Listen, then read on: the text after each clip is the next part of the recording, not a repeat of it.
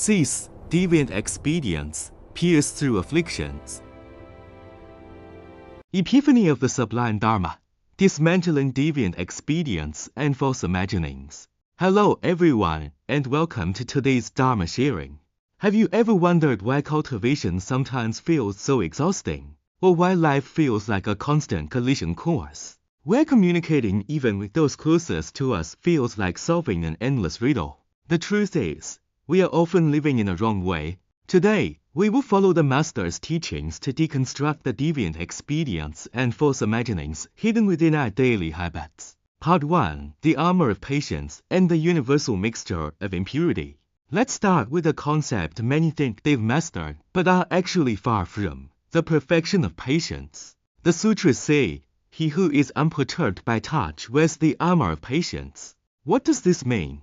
It refers to the preferences of your six senses: eyes, ears, nose, tongue, body, mind for the six dust sensory objects. For example, if your tongue still discriminates between delicious and tasteless, or your nose clings to pleasant versus unpleasant scents, you cannot claim to wear the armor of patience. True patience requires the realization that these sensory realms are merely material.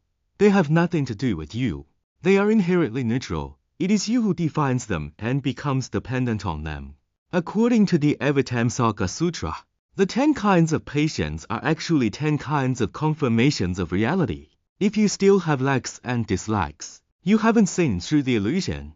Next, we look at purity of precepts. The Buddha said, I do not consider one with fewer afflictions to be pure in precepts. Why aren't fewer afflictions enough? The Master explains that affliction is just another word for thought, encompassing greed, anger, arrogance, and doubt. When you read stories, direct mental dramas, or create associations, this is the affliction of ignorance. Even a tiny affliction triggers karmic actions of body and speech, and any karmic action violates the purity of the precepts. The Master uses a vivid analogy. Imagine a person scratching their feet which have stepped in dust and filth, and then using those same hands to slice fruit. That fruit becomes a universal mixture of impurity.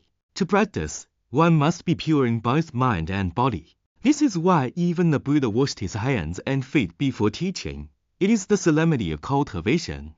Part 2. Deviant expedients solving affliction or satisfying greed. What is an expedient? If you want to unscrew a bolt, using the right tool with the right force is a skillful expedient. Using a wrench for a screw is a deviant expedient. Essentially, any method outside the correct principles is deviant. The Master gave an extreme example. Someone struggling with gluttony thinks, I will kill this craving by overeating. They stuff themselves until they almost vomit, believing this will end the greed. The Master warns, this is a deviant expedient. You aren't solving the affliction. You are just using a spiritual excuse to indulge in a peak moment of greed. Once the fear of death from overeating kicks in, the greed remains unchanged. In the world, deviant expedients are infinite. Any speech that isn't the absolute truth is deviant. If you try to achieve a goal by bending the rules, you will never succeed. The Dharma is the law of awakening. It teaches you to follow laws, principles, and rules with absolute precision. With the Dharma, all things succeed. Without it, you can't even unscrew a bolt. Part 3. The Rashomon of communication. The Master noted that the biggest trouble for sentient beings is not knowing right from wrong. He shared a story of a couple asking him to judge a dispute. The man had his version. The woman had hers. A total Rashomon effect. It turned out the man wanted to go out to dinner with friends, but didn't say so directly. He dropped hints and told stories about others. The woman, busy with chores, didn't understand and felt interrupted.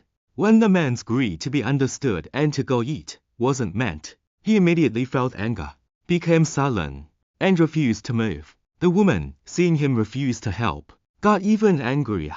The Master pierced through the veil. This is all affliction.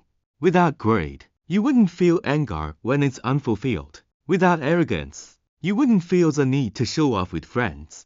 Without doubt, you wouldn't speak in riddles. When we create friction in relationships, we are effectively manufacturing a destiny of loneliness. Instead of twisting like a snake, be direct. I want to go to dinner. Come with me. It is that simple. Part 4. the pitfalls of speech and beneficial words. Can those who love to talk achieve one-pointedness of mind? Now, excessive talk improves internal chaos and attachment. What speech is appropriate? Words that benefit others. If your words protect or provide interest to another, they will see you as a good person. Sentient beings are often driven by self-interest. If you protect their interests, they will listen.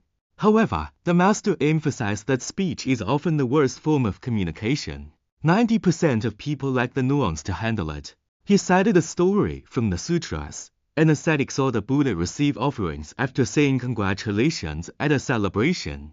The ascetic memorized the word but shouted congratulations at a funeral, resulting in a severe beating. If you lack the ability to read minds or observe situations perfectly, the best cultivation is don't look randomly, don't think randomly, and don't speak randomly. Maintain your own solemnity and purity. Part 5. Obsession with worldly affairs, the abandonment of awakening. The Buddha said, I do not believe that being fond of worldly affairs is harmless to the Dharma. Worldly affairs are synonymous with affliction. If you love the confusion of the world, awakening cannot take root. The Master gave a profound example. Consuming the flesh of another creates a karmic bond. If you eat a sheep, and you dwell on, fantasize about the taste of that mutton with joy, you are bound to that karma. Even with rice, while you don't become rice, it grows from the earth. By consuming it with greed, you take on the weight of the earth, locking yourself into its gravitational pull. Part 6. The grace of food and mercy in the final kalpa. Most shockingly, the Master revealed our attitude toward food. When you eat, do you think of the merit of the Buddhas? The grace of the earth deities? The ungrateful, their roots of virtue are severed. The grateful, their roots of virtue remain intact. The requiting those who repay kindness, their roots of virtue grow rapidly. If you only focus on this is tasty, that is not, you are using the Buddha's merit to buy a ticket to hell.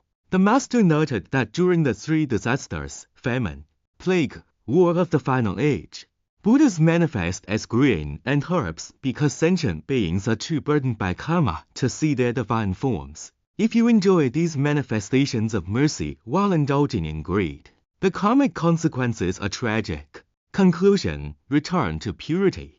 Reject self-harm. After today's sharing, do you see how our clever deviant expedients, picky eating, and idle chatter are actually forms of self-harm? Cultivation isn't about high-minded theories. It's about facing your afflictions directly. Stop using deviant expedients to satisfy greed. Stop wasting life in idle talk. When you learn to be grateful for a single grain of rice and abandon the twisting of the mind, you stop the destruction of your own virtue. Thank you for listening to this Dharma sharing from Buddha Bodhi, Australia. May you all find purity of body and mind. Stay far from deviant expedients, and use the Dharma to see through and abandon all afflictions. See you next time.